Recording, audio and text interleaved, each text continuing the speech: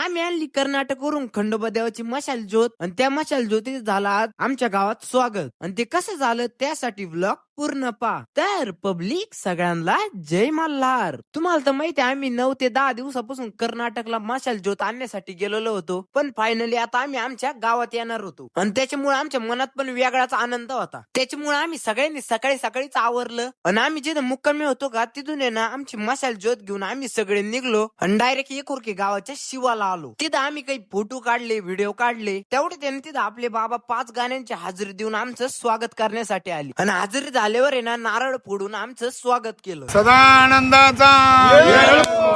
तिथून निघल्यावर आम्ही एका ठिकाणी चहा नाश्ता करण्यासाठी थांबलो आणि तेवढं तिथं बँड आला आणि तो बँड होता UK ब्रास बँड गोदेगाव. बँडच्या गाण्यांवर नाचत नाचत आम्ही आमच्या ग्रामदैवता वज्रेश्वरी मातेच्या जुन्या मंदिरात पोहोचलो. तिथं देवीची आरती केली आणि आरती करून तिथून निघलो. तेवढ्यात हर्षद आला, त्याला बी संघ घेतलं आणि आम्ही आमच्या गावात आलो. आणि गावात आल्यावर आहे ना गावातले लोक मशाल ज्योतीचं दर्शन घेत होते आणि जे पोरं मशाल ज्योत आणायला झालं ते नाचत होते. आणि असंच नाचत नाचत आहे ना आम्ही पोहोचलो आमच्या ग्रामदैवता वज्रेश्वरी मातेच्या मंदिरात. तिथं देवीची आरती केली आणि वज्रेश्वरी माता मंदिरातर्फे आमचा सत्कार केला. आणि सत्कार झालं मी डायरेक्ट बँडच्या गाडीवर चढलो आणि फक्त चढलोच नाही, डायरेक्ट कीबोर्ड वाजवायला लागलो.